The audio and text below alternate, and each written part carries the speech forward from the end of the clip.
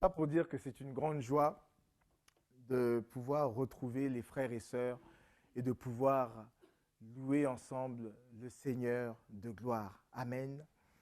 Amen. Jésus est digne de louange. Il est digne de toute notre louange, de toute notre adoration. Lorsque nous le louons comme nous l'avons fait, eh bien, nous élevons sa personne au-dessus de tout ce qui peut nous troubler.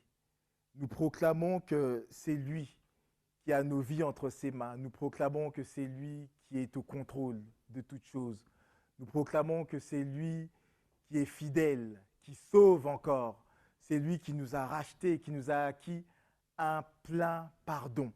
Tout à l'heure, j'entendais dans le don spirituel, eh bien, voilà ce qui était décrit. Peut-être quelqu'un qui se sent accusé pour les péchés qu'il a commis, les chutes qui ont été les siennes. Eh bien, je voudrais peut-être encourager cette personne non seulement à recevoir pleinement la parole qui lui a été communiquée dans le don spirituel, et aussi à se référer à ce texte. Vous savez, dans Zacharie chapitre 3, il y a un texte magnifique. On voit cet homme qui s'appelle Josué. Pas le Josué de Moïse, mais Josué le souverain sacrificateur. À l'époque d'un autre, à l'époque, justement, peu avant l'époque de Néhémie, dont on va parler tout à l'heure, eh bien, cet homme, la Bible nous dit qu'il se tenait debout, debout dans la présence de Dieu, alors qu'il avait des vêtements sales. Il n'était pas irréprochable, mais il a osé se tenir debout. Et la Bible nous parle de l'ange de l'Éternel, qui est par avance l'image de Jésus-Christ. L'ange de l'Éternel qui se tenait à ses côtés, et on voit comment il l'a justifié. Il lui a ôté les vêtements sales. Il lui a remis des habits de fête pour qu'il se réjouisse. Nous sommes justifiés en Jésus-Christ si nous ne sommes pas de ceux qui jouent avec le péché, qui, pour ainsi dire, cherchent à se moquer de Dieu et à mépriser la valeur du sacrifice de Jésus.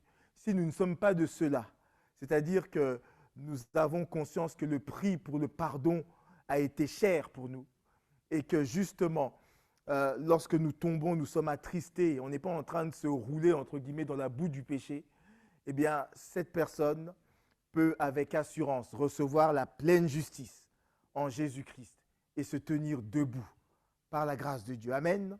Voilà, notre Seigneur est digne de louange.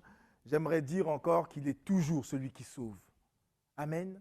Ce n'est pas simplement le sauveur de notre âme, mais il nous sauve dans toutes les situations, dans toutes les détresses.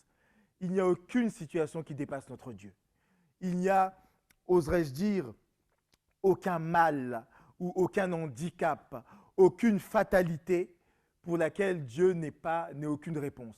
Dieu est toujours celui qui parle et la chose arrive, qui peut faire en sorte qu'un jour nouveau se lève dans la vie d'un homme.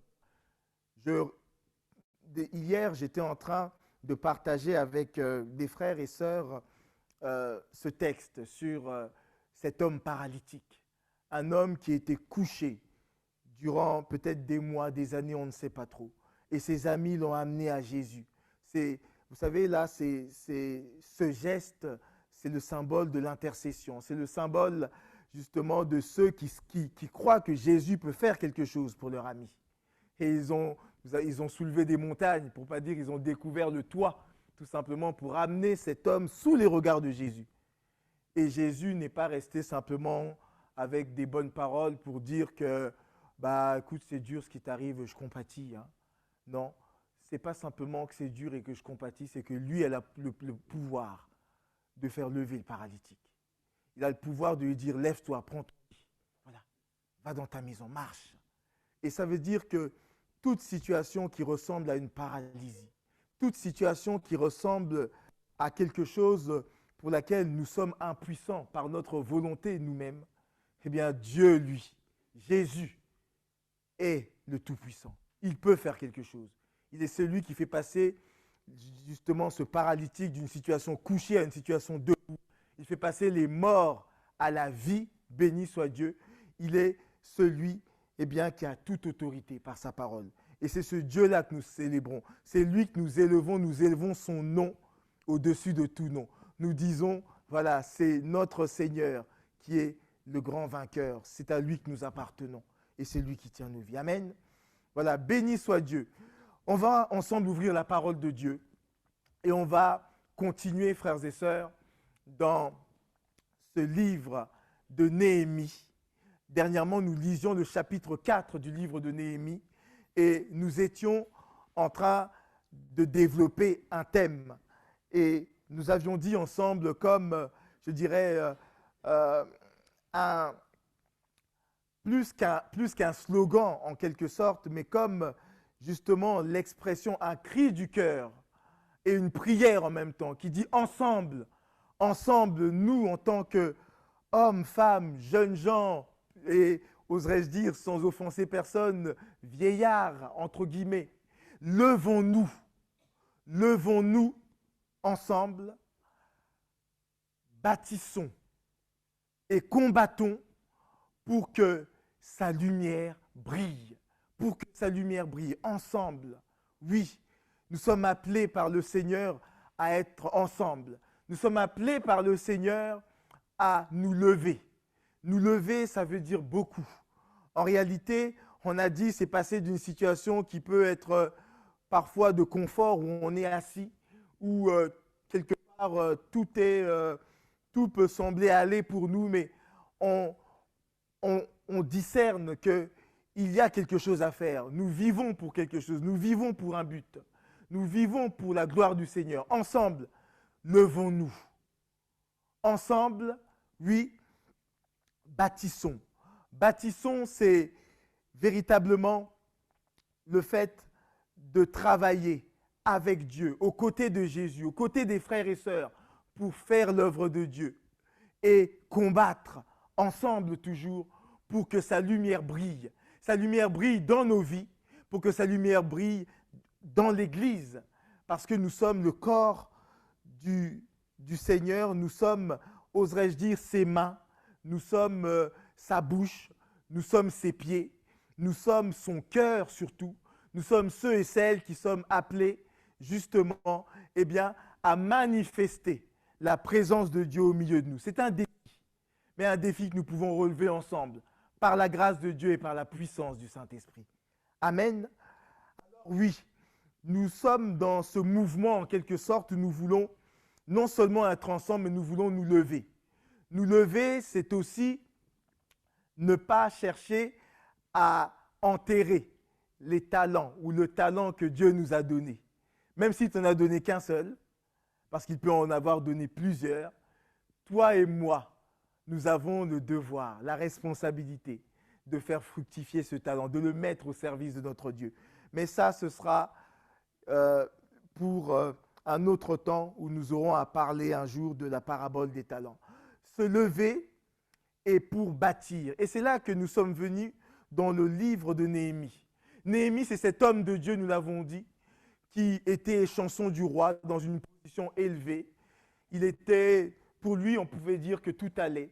Mais parce qu'il s'inquiétait, il prenait des nouvelles de ses frères qui étaient retournés dans sa patrie natale et dans la ville de Jérusalem, et il a entendu des nouvelles qui lui étaient rapportées où c'était quand même pas fameux, malgré le fait que des décennies, des années avaient passé depuis les premiers retours d'exil après que les Mèdes et les Perses ont délivré le peuple d'Israël du joug des Babyloniens avec ce roi Cyrus qui avait proclamé quelque part le retour d'exil du peuple juif. Il y a eu d'abord Zorobabel qui a conduit le peuple accompagné du prophète Agé, du prophète Zacharie, et ils ont travaillé à la reconstruction du temple.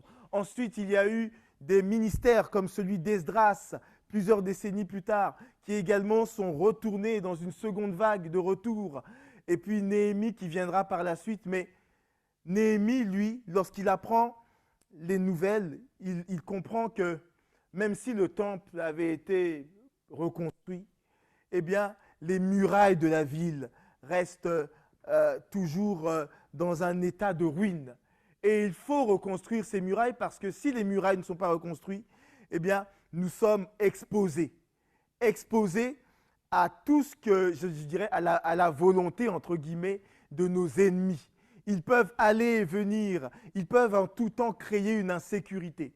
Et Néhémie a pris à cœur, il a été entendu par Dieu dans sa prière où il demandait à trouver grâce aux yeux du roi pour retourner à Jérusalem. Non seulement il est retourné, mais il est retourné en ayant, je dirais, tous les équipements nécessaires pour faire le travail là-bas. Et lorsqu'il est venu, il a fait le tour de la ville. Il a fait le tour de la ville, il a vu l'état, il a cherché à parler à ceux et celles qui sont aussi soucieux de la situation du peuple. Et puis par la grâce de Dieu, il y a quelque chose qui a commencé à se faire. Et là alors, on arrive au chapitre 4 où Néhémie a réussi à rassembler le peuple derrière lui pour qu'il puisse travailler à la reconstruction des murailles. Et nous lisions dernièrement, je reprends à partir du verset 1er, il nous est dit « Lorsque Sanballat apprit que nous rebâtissions la muraille, il fut en colère et très irrité. Il se moqua des Juifs et dit devant ses frères et devant les soldats de Samarie, « À quoi travaillent ces Juifs impuissants? Les laissera-t-on faire? Sacrifieront-ils? Vont-ils achever? Redonneront-ils vie à des ruines, à des pierres ensevelies sous des monceaux de poussière et consumées par le feu? » Tobija, l'ammonite, était à côté de lui et dit qu'ils bâtissent seulement. Si un renard s'élance, il renversera leurs murailles de pierre. Écoute, ô notre Dieu, nous sommes méprisés. Fais retomber leurs insultes sur leur tête et livre-les au pillage sur une terre où ils soient captifs. Ne pardonne pas leur iniquité et que leurs péchés ne soient pas effacés de devant toi, car ils ont offensé ceux qui bâtissent. Nous rebâtîmes la muraille qui fut partout achevée jusqu'à la moitié de sa hauteur. Et le peuple prit à cœur ce travail. C'est là que nous sommes arrêtés dernièrement. Et nous avions dit que dès l'instant que les enfants de Dieu, le peuple de Dieu décide de se lever, de ne pas accepter une situation qui est un statu quo, de ne pas accepter les ruines dans ta vie, de ne pas accepter les ruines dans ta famille, de ne pas accepter que le diable, pour ainsi dire, ait fait du dégât et du ravage et que la situation reste comme ça pendant des mois, des années et des années. Dès l'instant que tu dis non, Seigneur, par ta grâce, il faut que ça change. Je veux que ça change et je veux prendre ma responsabilité pour m'engager afin que tu travailles, Seigneur, avec moi pour le changement de cette situation. Dès l'instant que je décide de me lever, eh bien, il y a, je dirais, Sanballat, pour ne pas dire le diable.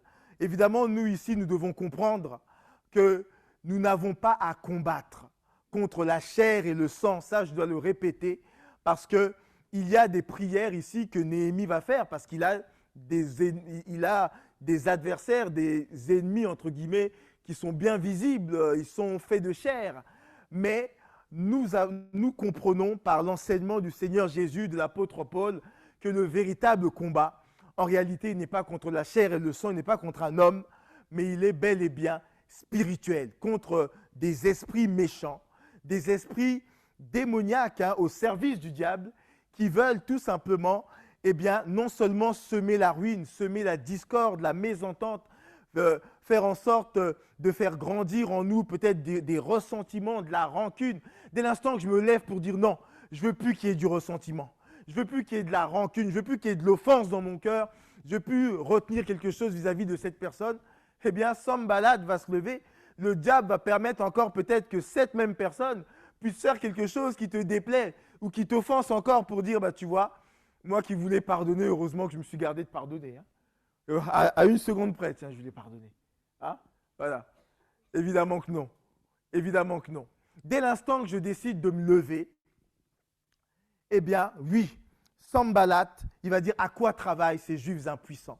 On parlait dernièrement que le mot juif veut dire, dans le terme original, il veut dire celui qui loue, celui qui en réalité apporte une louange à Dieu. Et c'est vraiment ça que sont ceux qui sont juifs de cœur, les véritables circoncis de cœur, nous parlons. Hein.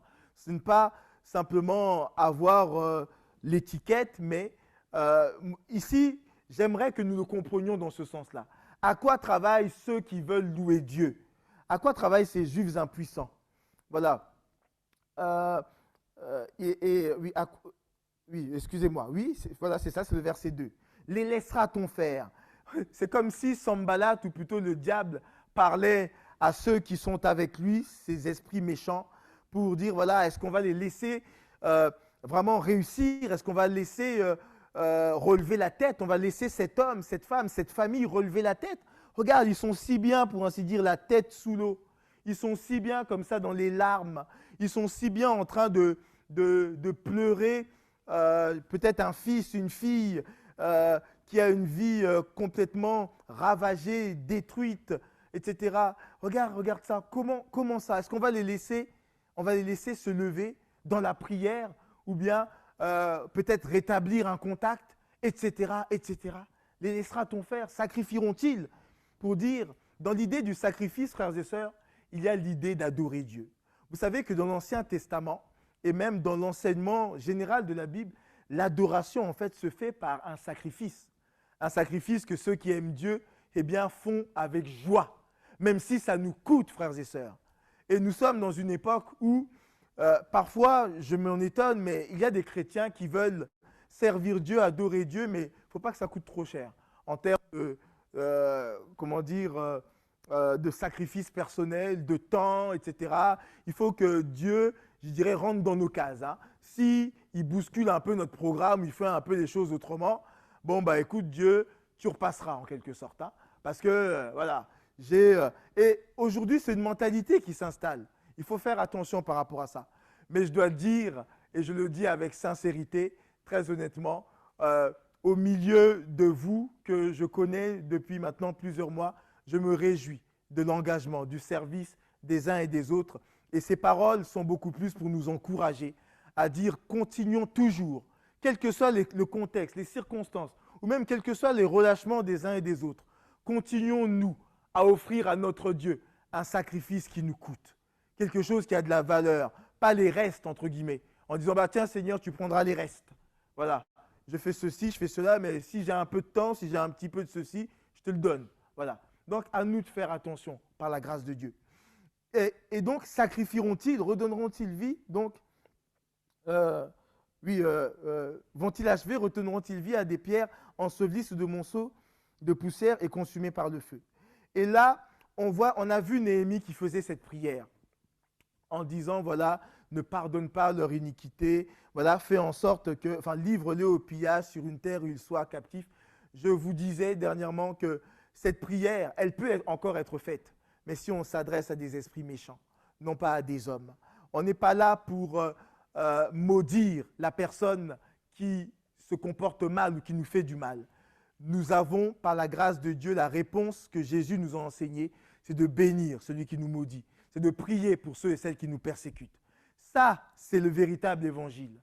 Et autant nous allons avoir un comportement, comprenez bien, radical dans la bénédiction et dans la prière en faveur de ceux et celles qui nous persécutent, autant vis-à-vis des esprits méchants, eh bien, nous sommes radicales également pour nous opposer à leur œuvre, par la grâce de Dieu. Alors, oui, ensuite, il était dit, nous avons lu que nous rebâtîmes la muraille qui fut partout achevée jusqu'à la moitié de sa hauteur et le peuple prit à cœur ce travail. Frères et sœurs, nous avons des défis personnels, ça c'est une certitude. Si je prenais le temps de parler à chacun d'entre nous et voilà, ne serait-ce que d'écouter ce à quoi les uns et les autres avons à faire face, eh bien, je pourrais certainement lister une multitude de défis personnels. Et nous sommes appelés à nous soutenir les uns les autres par la prière pour que, eh bien, le Seigneur puisse fortifier l'un, qu'il soit vainqueur dans son combat personnel, ou plutôt qu'il puisse véritablement marcher en vainqueur malgré l'intensité du combat. Parce que la victoire, elle est assurée pour celui ou celle qui demeure en Christ, qui persévère, voilà, en Christ, qui croit que le Seigneur est aussi celui qui se tient à ses côtés pour mener le combat. Et lorsque eh bien, Dieu nous donne de remporter des victoires, eh bien, c'est aussi pour que nous puissions être en mesure de soutenir celui qui est à nos côtés et aussi en train de batailler. Et ça se fait par la prière. Je l'avais dit dernièrement, frères et sœurs, mais je vous encourage. Vraiment, répondons autant que possible, présents au rendez-vous de la prière. La prière, c'est pas, voilà, on ne prie pas ni pour gagner des bons points devant Dieu, ni pour faire plaisir à qui que ce soit. On ne fait pas plaisir au pasteur, on ne fait plaisir à personne, non. On prie parce qu'on croit que notre prière est entendue par Dieu et que notre prière, eh bien, elle va faire une différence par la grâce de Dieu. Le Seigneur est celui qui recueille nos prières, un parfum de bonne odeur, et il donne une répercussion à ces prières incroyable. La Bible dit que la prière fervente, la prière du juste, fervente juste, est d'une grande efficacité. Et la prière alors de plusieurs justes, croyez-vous qu'elle sera? Plusieurs justes qui sont unis, frères et sœurs. Vous savez, il y a comment dire, cet exemple que je donne souvent pour décrire la puissance de la prière. C'est pour ainsi dire, oui, c'est la réalité de la synergie. Vous voyez, si un bœuf peut tracter 3 tonnes à lui tout seul, 2 bœufs, combien pourront-ils tracter? Ils ne tracteront pas que 6 tonnes. Parfois, ils vont en tracter peut-être 8 ou 10. Ce n'est pas une addition, mais en réalité, il y a comme une multiplication des forces lorsque nous sommes unis et nous marchons d'un même pas. Nous demandons une même chose par la grâce de Dieu. Vraiment, dans la prière, frères et sœurs, je le crois pour l'avoir expérimenté. Je crois que lorsque nous sommes unis, nous nous accordons, il y a une dimension de synergie sur le plan spirituel, en quelque sorte. Il y a une puissance qui se libère parce que, eh bien, Dieu le voit, il accueille nos prières comme c'est vraiment, voilà, il accueille l'intensité de nos prières et j'ai envie de dire, on multiplie la répercussion par sa grâce. Il est dit, verset 7, mais Sanballat, Tobija et les Arabes, les Ammonites et les Asdodiens furent très irrités en apprenant que la réparation des murs avançait et que les brèches commençaient à se fermer. Ils se liguèrent tous ensemble pour venir attaquer Jérusalem et lui causer du dommage. Nous priâmes notre Dieu et nous établîmes une garde jour et nuit pour nous défendre contre leurs attaques. Cependant, Juda disait, « Les forces manquent à ceux qui portent les fardeaux et les décombres sont considérables. Nous ne pourrons pas bâtir la muraille. » Et nos ennemis disaient, « Ils ne sauront et ne verront rien jusqu'à ce que nous arrivions au milieu d'eux. Nous les tuerons et nous ferons ainsi cesser l'ouvrage. » Or, les Juifs qui habitaient près d'eux vinrent 10 fois nous avertir de tous les lieux d'où ils se rendaient vers nous. C'est pourquoi je plaçais dans les enfoncements derrière la muraille et sur des terrains secs le peuple par famille, tous avec leurs épées, leurs lances et leurs arcs. Je regardais et m'étant levé, je dis aux grands, aux magistrats et au reste du peuple, ne les craignez pas. Souvenez-vous du Seigneur grand et redoutable et combattez pour vos frères, pour vos fils et vos filles, pour vos femmes et pour vos maisons. Lorsque nos ennemis apprirent que nous étions avertis, Dieu anéantit leurs projets et nous retournâmes tous à la muraille, chacun à son ouvrage. Depuis ce jour, la moitié de mes serviteurs travaillaient et l'autre moitié était armée de lances, d'arcs et de cuirasses. Les chefs étaient derrière toute la maison de Juda. Ceux qui bâtissaient la muraille et ceux qui portaient ou chargeaient les fardeaux travaillaient d'une main et tenaient une arme de l'autre. On vient donc de continuer cette lecture et je voudrais donc dire encore quelques mots par rapport à cela. Vous voyez, on a lu que dès que Sanballat, Tobija et toute la clique, on pourrait dire, toute cette coalition ont appris que non seulement la muraille était en train d'être rebâtie, ils voyaient la muraille en train de se rebâtir et les brèches en train de se fermer, eh bien, l'irritation a été encore plus grande. il est dit, ils furent très irrités en apprenant la réparation des murs, la réparation des murs avançait et que les brèches commençaient à se fermer. Et j'ai envie de dire, tant mieux si Sanballat est très irrité. Tant mieux si le diable est très irrité de ce que, eh bien, les choses sont en train de changer, qu'il y a une construction de Dieu qui est en train de se faire dans ma vie, dans nos vies, au milieu de nous. Tant mieux. Et nous n'avons pas à avoir peur des menaces. Vous savez, il y a tellement de gens qui craignent le diable et qui craignent les menaces, qui disent attention, le diable, puisqu'il est puissant, etc. On ne dit pas qu'il n'est pas puissant, mais nous avons Dieu qui est tout puissant et qui est avec nous. Et il y a tellement de gens, vous savez, qui ont une foi à l'envers. Ils ont plus foi en la puissance du diable pour leur nuire qu'en la puissance de Dieu pour les garder et finalement leur donner la grâce d'aller de l'avant et d'être vainqueurs. Et le diable, je sais qu'il paralyse ou il menace beaucoup de personnes de cette manière-là, en disant attention, tu sais, si tu fais ça, tu as vu ce qui est arrivé à l'autre, hein? Il a commencé et depuis qu'il a commencé, il a que des ennuis. Alors toi, si tu fais pareil, attention, hein, tu vas voir ce qui va t'arriver. Si tu oses seulement te lever, si tu oses seulement changer telle ou telle chose, bah, tu vas voir, ça va être pareil. Tu vas voir, ça va être pareil. Et il y a des gens qui disent, bah, voilà, moi, je n'ose pas parce que, voilà, en gros, c'est une façon de se faire oublier du diable, quoi. De dire, là, je me fais tout petit. Et si je me fais tout petit, comme ça, pas d'ennui. Et pour vivre heureux, vivons cachés, quoi, en quelque sorte. Voilà. Mais non, frères et sœurs, c'est pas ça. Relevons les défis, combattons. Parce qu'il faut que les choses changent à la gloire de Dieu. Il y a un enjeu lorsque nous décidons de nous lever, lorsque nous décidons de construire la muraille. Ce n'est pas simplement l'envie. Ce n'est pas simplement l'envie, frères et sœurs. Il y a un enjeu. Et lorsque nous menons des combats qui valent la peine d'être menés, parce que tous les combats ne valent pas la peine d'être menés, lorsque ce sont des combats de Dieu, lorsque nous nous levons pour Dieu, il y a un enjeu. C'est-à-dire qu'il y a des conséquences, frères et sœurs. Et c'est important que nous soyons affermis et déterminés. Déterminés parce qu'il va y avoir de l'adversité, il va y avoir de l'opposition. Et Sanballat, en quelque sorte, va montrer son irritation. Il est dit qu'ils se liguèrent, toute cette clique, tous ensemble pour venir attaquer Jérusalem et lui causer du dommage.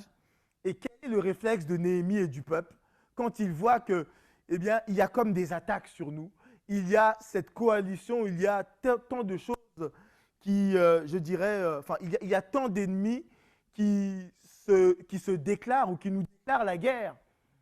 Eh bien, qu'est-ce qu'ils font? Le premier réflexe, et c'est toujours le bon, de prier. Nous priâmes notre Dieu et nous établîmes une garde jour et nuit pour nous défendre contre leurs attaques.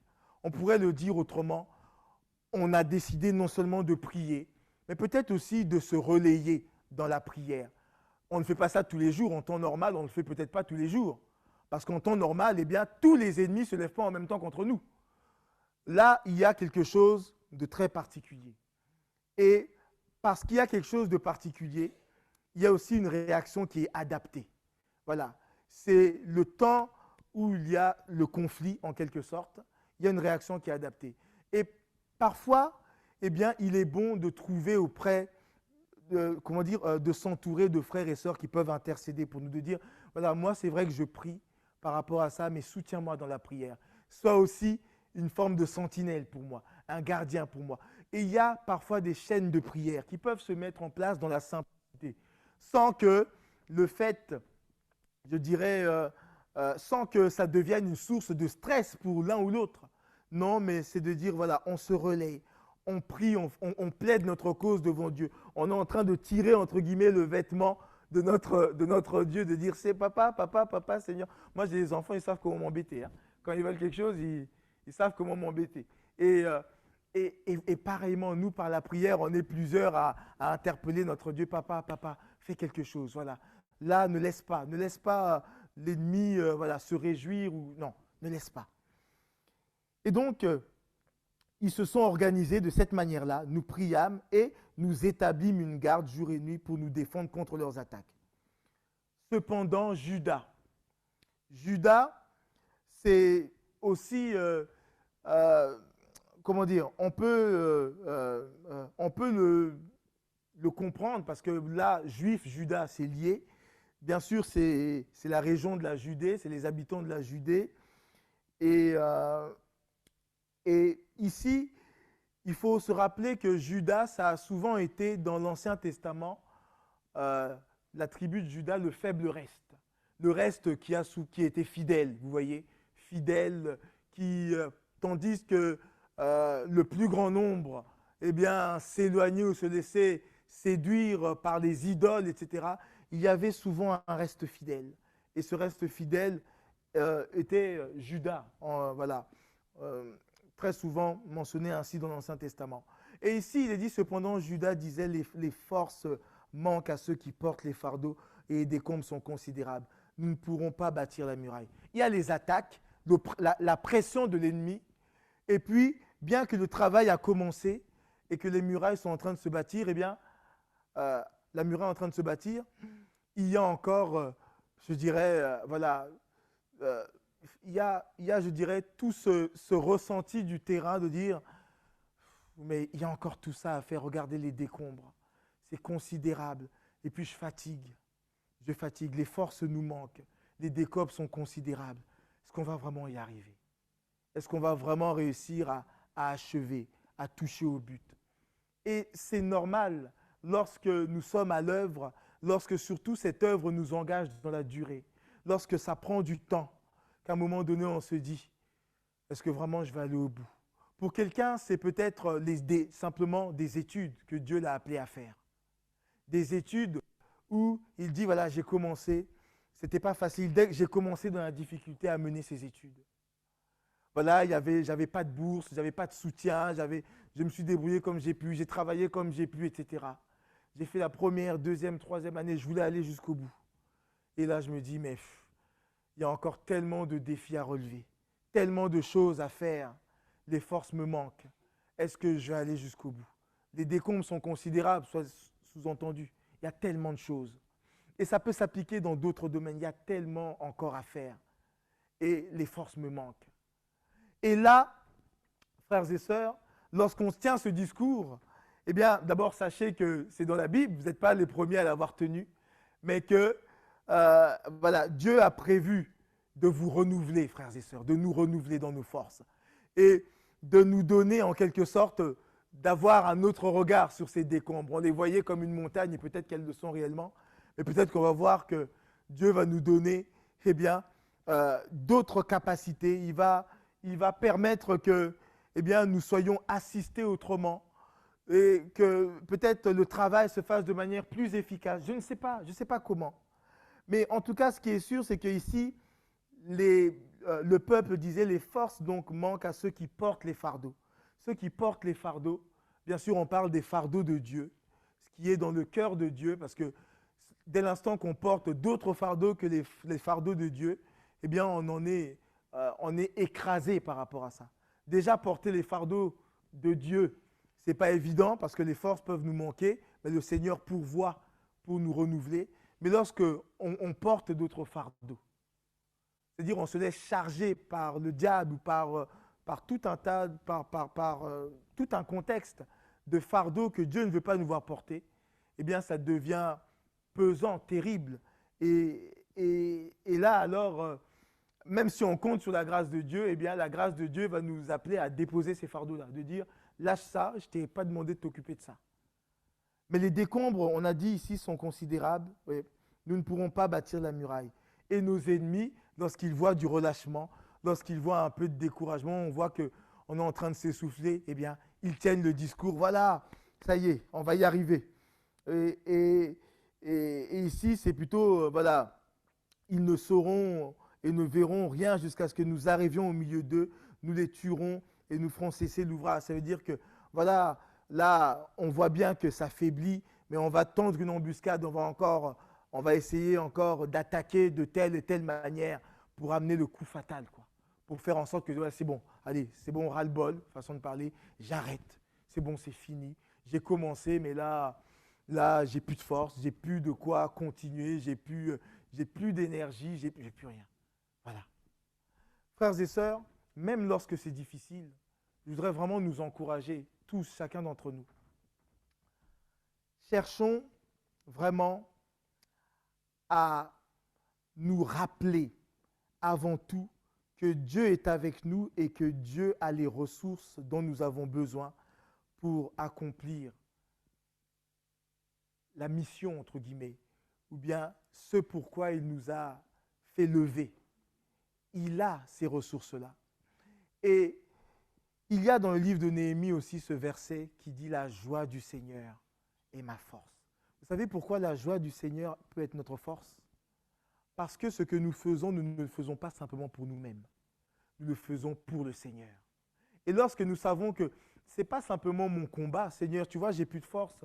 Si je mène des études, si je fais ceci, si je m'engage dans tel ou tel domaine, Seigneur, ce n'est pas pour moi avant tout.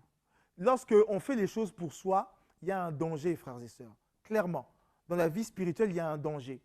Parce qu'à un moment donné, on est au centre. Et quand on est au centre, il y a toujours un danger. Il faut toujours mettre Jésus au centre. Il faut toujours mettre la volonté de Dieu au centre. Et là, tout retrouve son équilibre. Mais dès l'instant que je sais que ce n'est pas pour moi que je le fais, mais c'est pour la gloire de Dieu, c'est pour le Seigneur, eh bien, là, alors à ce moment-là, je peux tout à coup me souvenir que le Seigneur est celui qui est le premier concerné.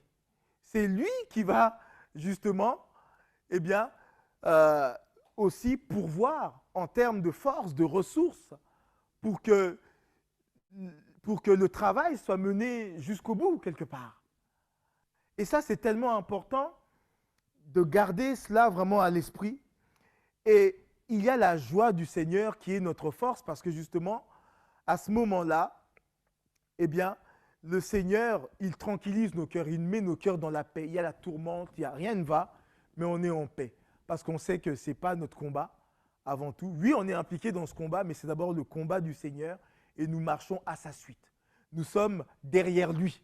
On n'est pas, entre guillemets, devant lui, comme si on était en train de dire « Seigneur, suis-moi », tu vois, dans mon combat. Non, non, on est à la suite du Seigneur et nous avons de l'assurance quand nous marchons à sa suite. Amen. Donc, voilà, il est dit donc, or les Juifs qui habitaient près d'eux vinrent 10 fois nous avertir de tous les lieux d'où ils se rendaient vers nous. Les Juifs qui habitaient près d'eux, souvent lorsque j'ai prêché sur ce texte, parce que comme le temps court, on va aller à l'essentiel, je comprenais tout particulièrement que ces Juifs qui étaient près d'eux, ce sont ces hommes et femmes du peuple de Dieu qui avaient un discernement spirituel sur les manœuvres de l'ennemi, sur, je dirais, les ruses que le diable veut employer pour décourager le peuple de Dieu, pour décourager les enfants de Dieu. Or, les Juifs qui étaient près d'eux viennent 10 fois nous avertir. Il y avait comme des espions, entre guillemets, du peuple de Dieu auprès de ceux-là, auprès de cette coalition-là. Et ils envoyaient des messages. Ils faisaient comprendre, attention, ils vont venir par là. Attention, ils vont attaquer tel et tel jour.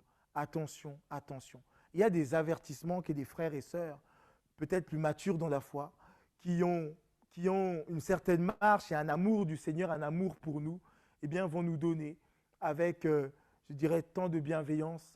Il s'agit de les entendre, il s'agit de considérer cela et de voir alors, et en considérant cela, on peut permettre à ce que, eh bien, les manœuvres du diable, ses ruses soient déjouées. Et donc, il est dit au verset 13, c'est pourquoi, alors, en ayant tenu compte de ces avertissements, Néhémie, il a dit, c'est pourquoi je plaçais dans des enfoncements derrière la muraille et sur des terrains secs le peuple par famille, tous avec leurs épées, leurs lances et leurs arcs.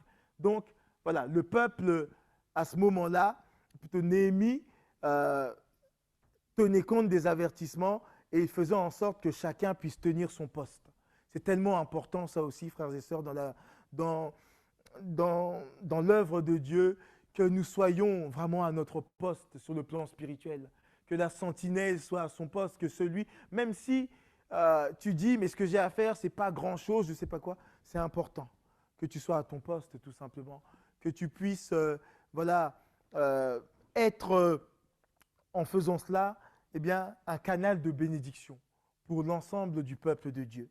C'est tellement important. Et chacun était donc par famille. Hein, on reparlera à un moment donné de l'importance des familles, tous avec leurs épées, leurs lances et leurs arcs. Voilà.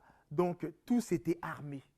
Spirituellement, ils étaient au poste, entre guillemets, de travail, mais ils étaient aussi armés.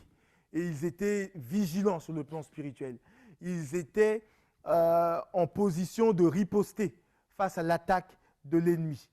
Et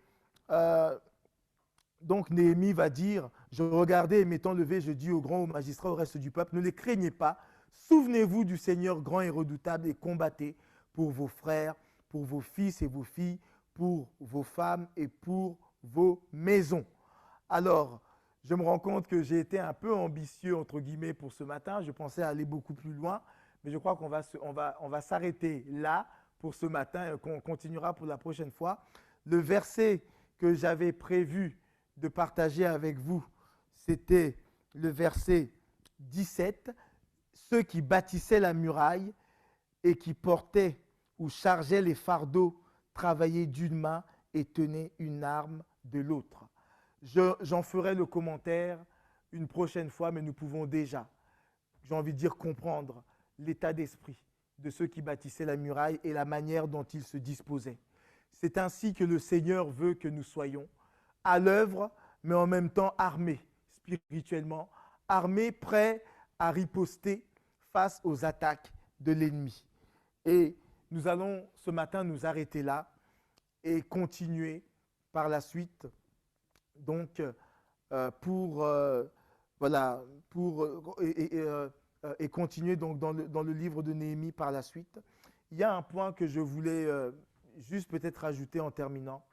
Vous savez, dans la semaine qui vient, nous aurons un temps de jeûne et de prière pour tous ceux et celles qui participeront en soirée, le mardi, mercredi et jeudi prochain. Et ce temps, c'est un temps où nous allons nous rappeler vraiment de l'alliance que nous pouvons faire avec Dieu. Et je crois que c'est tellement important de vivre, vous savez, cette relation avec Dieu au cœur de l'alliance qui est en Jésus-Christ, mais aussi de savoir que cette alliance, eh bien, elle nous lie aussi les uns aux autres. Vous voyez, elle nous lie les uns aux autres en Jésus, mais pour également la recherche de la gloire de Dieu.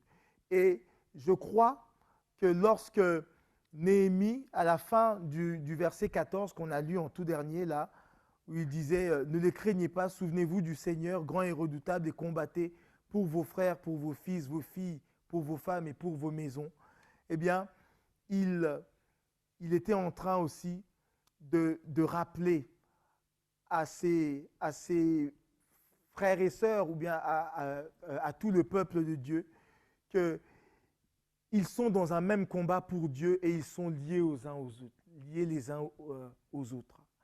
Et c'est tellement important